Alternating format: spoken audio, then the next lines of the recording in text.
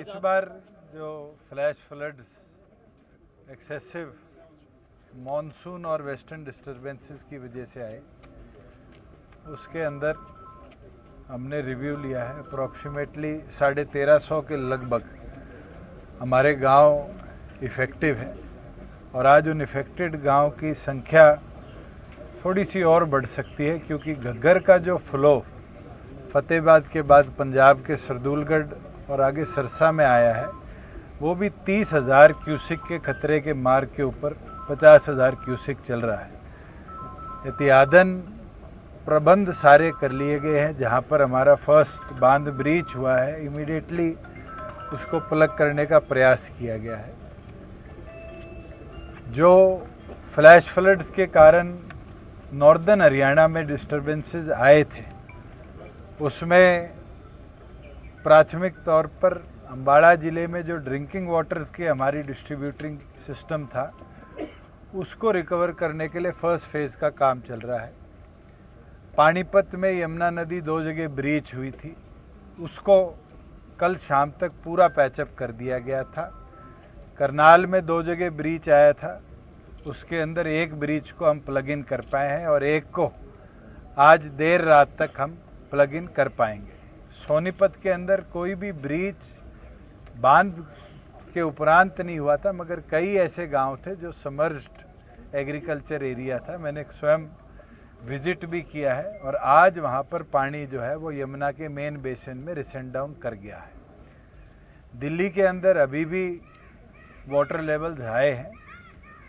फरीदाबाद में जो 3 लाख क्यूसिक पानी फ्लो में आ रहा था, वो क्योंकि यमुना का फैलाव अब लगभग 4.5 से 5 किलोमीटर की चौड़ाई में चल रहा है, वो रिसेंट डाउन होके 1.5 लाख क्यूसिक तक आ गया। और मुझे उम्मीद है कि जो हमारा नेटवर्क एरिया इफेक्टेड है, वो अगले 24 से 48 घंटे के बीच में पूरी तौर पर रिकवर हो जाएगा। पलवल में फ़्लो अभी भी तेज़ है, वहाँ पर लगभग 11-12 गांव हैं जिनको हम बोट से इवैक्यूएट भी कर रहे हैं और साथ में राशन और ये सुविधाएं भी समय अनुसार पहुंचा रहे हैं।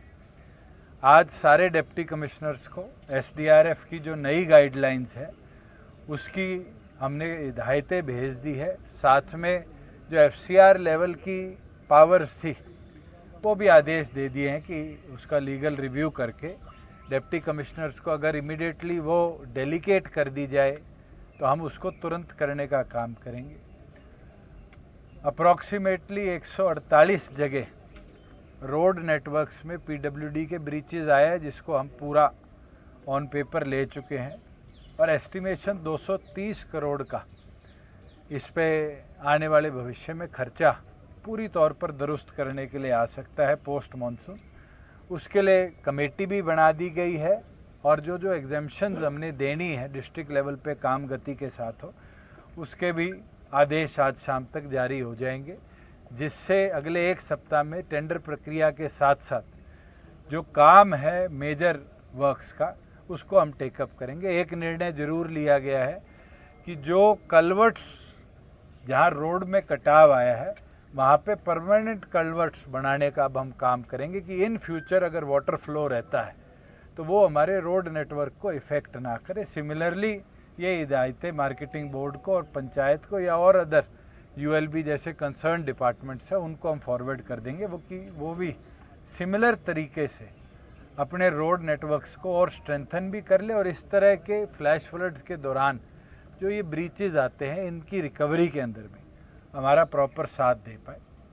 रिवाइज्ड गाइडलाइंस में रोड्स के लिए भी कोई कम्युनिटी सेंटर्स या आंगनबाड़ी या इस तरह के कोई प्रॉपर्टीज़ को डैमेज हुआ है, उसके गाइडलाइंस भी हमने इशू कर दिए हैं। अगर किसी का लार्ज कैटल, दुधारू पशु अगर इसके अंदर किसी को डैमेज हुआ है, मौत हुई है, उसकी भी रिकवरी और उसके पैसे दिएंगे। नॉन दुधारू जो है, जैसे बुलक कार्ट्स थे, उनके लिए भी, बुलक्स के लिए भी हमने पैसे अलग से एक कैटेगरी बनाकर इशू कर दिए। अगर किसी के घर में पले हुए अगर मुर्गे और इस तरह के छोटे भेड़ वगैरह थे, उसके लिए भी गाइडलाइंस इशू कर दी है एसडीआरएफ के अंदर कि इमीडिएटली डिप्टी कमिश्नर्स जितना डैमेज किसी की प्रॉपर्टी पे हुआ है वो पुटअप करे। इदियातन किसी के घर को डैमेज हुआ है 20,000 से लेकर जो हमारा डॉक्टर अंबेडकर स्कीम के इक्वलेंट जो हमने पैसा देना है घर का भी वो देंगे, और जो 4 लाख रुपया पर व्यक्ति अगर किसी का निधन हुआ है, जो कि कल शाम तक रिपोर्टेड 24 लोग हैं, उनके भी इमीडिएटली परिवार के मेंबर्स के खाता नंबर लेकर पैसे को पुश इन करने की डायरेक्शन दे दी गई है कि किसी को भी इस आपदा के अंदर हम आज इफेक्टेड ना छोड़ें। लोगों को वापस मोबिलाइज गांव तक किया गया। अम्बाड़ा में मेरी चर्चा हुई है, लगभग आबादी दे में 100% पानी उतर चुका है, करनाल में 100% उतर चुका है, आपके पानीपत के अंदर 100% है, सोनीपत के अंदर 100% है। थोड़ा कल रात को और कल सुबह में फतेहाबाद में रंगोई नाला और घग्गर में ब्रीचेज हुए हैं, पंजाब की तरफ भी हरियाणा की तरफ भी, उनको बांधने का निरंतर प्रयास चल रहा है। मुझे लगता है कि फतेहाबाद के जो अप्रॉक्सीमेटली 22 से 25 गांव हैं, हम उनको जल्दी से जल्दी पानी से रिसेंट डाउन होते ही निजात दिला पाएंगे। और सिरसा की स्थिति को अगले 48 घंटे हमें मॉनिटर करना पड़ेगा, क्योंकि वहाँ पर कल भी 4 घंटे बारिश हुई है, तो लोकल कैप्टिव एरिया में भी पानी आया है, और जो रिसेंट डाउन हुआ है उस एरिया के पानी को भी हम इमीडिएटली टेकअप करेंगे। मैंने ये भी आदेश दे दिए कि इसको फ्लड के इक्वलेंट नहीं, इसको फ्लड जैसी स्थिति हम ट्रीट कर गवर्नमेंट ऑफ इंडिया को भी जो हमें फ्लड रिलीफ के अंदर अब रिकवरी जो लोगों को मदद करनी है उसका भी प्रपोजल बनाकर हम जल्द भेजने का काम करेंगे। इसको फ्लड घोषित करेंगे क्या सर? बिल्कुल करेंगे। अरे ये 20,000 जो मकान का जो नुकसान है अम्बेडकर स्कीम में, वो 20,000 से कितनी सीमा तक है? देखिए, इसके अंदर अलग अलग वेरिएशन है। किसी के अगर प्लिंथ के अंदर प्रॉब्लम आई है, कोई घर टेढ़ा हुआ है, उसके अलग अलग कैटेगराइजेशन बनाई गई है, और उसके अंदर शायद 1,20,000 तक की सीमा है प्रति घर की, जिसके डैमेजेस के ऊपर डिप्टी कमिश्नर की रिपोर्ट अनुसार हम पैसा दें। सर, इंडस्ट्रीज और कंपनी में जो नुकसान हुआ है उसका किस तरीके से? जो इंडस्ट्री इंश्योर्ड थी उसको तो इंश्योरेंस रिकवर करेगी, क्योंकि पोल्ट्री का आज हमने क्लॉज पढ़ा है कि किसी के पास घर में 100 मुर्गी तक की थी तो सरकार रीइंबर्स कर सकती है गवर्नमेंट ऑफ इंडिया की गाइडलाइंस के तहत, मगर आज तक कोई भी गाइडलाइंस हैचरी और इस तरह के प्लांट्स को जो इफेक्ट आया है उसके लिए नहीं आई, और उसके अंदर तो उनकी ड्यूटी बनती है कि वो इंश्योरेंस कंपनी से अपना क्लेम ये डैमेज कितना इंडस्ट्री का टोटल कुछ अनुमानित कितना नुकसान? इंडस्ट्री का तो कोई अनुमान ना इंडस्ट्री की तरफ से कोई रिक्वेस्ट आई है। रोड इंफ्रास्ट्रक्चर क्योंकि प्राइमरी कनेक्टिविटी हमारी है, उसका आज रिव्यू किया था। लगभग 230 करोड़ का आज तक का रोड डैमेजेस का हमारे पास आया है, क्योंकि सिरसा फतेहाबाद में पानी बढ़ रहा है, वहाँ कितनी सड़कों को टेम्परेली काटा जाता है, कितनी ओवरफ्लो का कारण इस फ्लैश फ्लड में वही है, उसको असेस करना आज बहुत जल्दी होगा। अभी पलवल में हमारे 13 या 12 गांव हैं जो अभी भी टापू बनकर हैं, और उनको सड़क का एक्सेस पूरी तौर पर पानी के नीचे है। उन सड़कों का डैमेज असेस करना आज तो बहुत अर्ली होगा।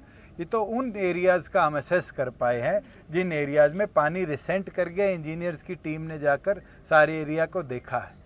एक अमरावती का कोई प्राइवेट ब्रिज था, वो डैमेज हुआ है। एक हमारा नारायणगढ़ के अंदर ब्रिज था जो बह जाता, मगर अधिकारियों की मैं कहता हूं कि मौके पे दुरुस्तगी थी कि उनने बोल्डर्स को अटैच कर ब्रिज को सेफ गार्ड किया, और वो हमने जो IIT रुड़की है उनके इंजीनियर से एग्जामिन करा लिया, वो फिट टू ट्रैवल है। तो ऐसा कोई ब्रिज स्ट्रक्चर हमारा डैमेज नहीं हुआ। मगर एक चीज़ बड़ी देखने को मिली कि जो हमारा डैम है पंचकुला वाला, इसके अंदर जो बोल्डर्स थे ये डैम के ऊपर से इतने भाव थे कि ऊपर से फ्लो कर घग्गर के अंदर पाए गए हैं।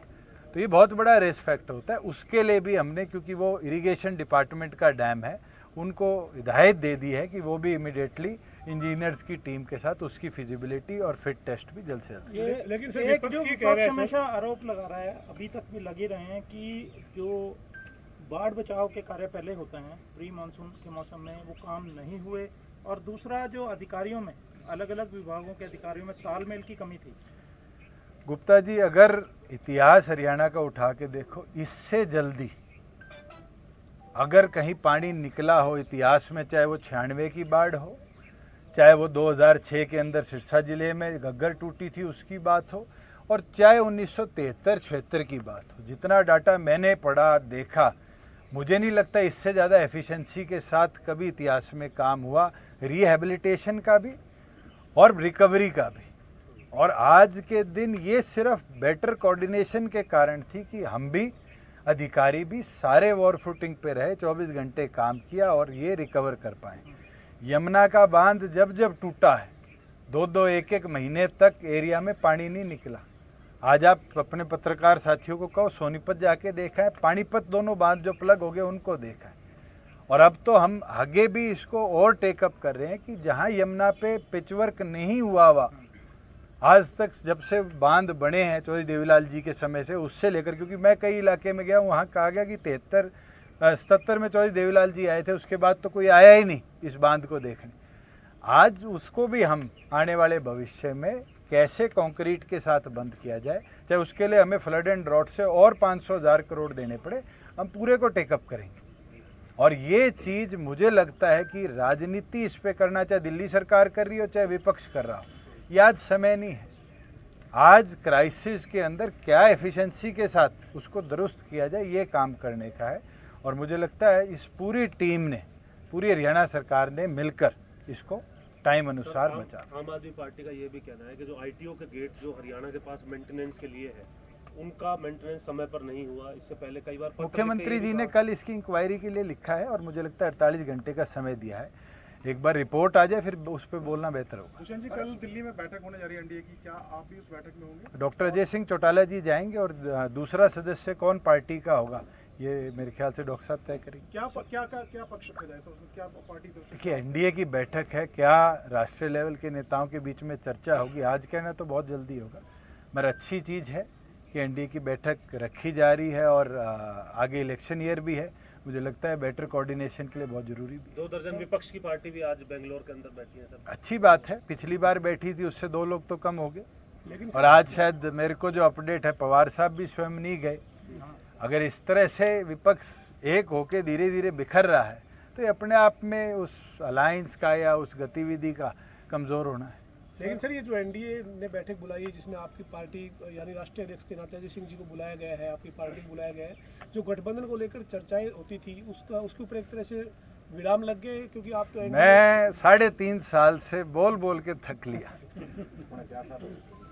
कि हम दोनों ने बड़े पॉजिटिव एटीट्यूड के साथ प्रदेश कैसे चले अलायंस किया है, और वो दिन हो, आज का दिन हो, मुझे नहीं लगता हमारे मन में कोई संशय है। आपके चैनलों पे और आपके मन में कोई संशय हो उसको मैं नहीं तोड़ सकता।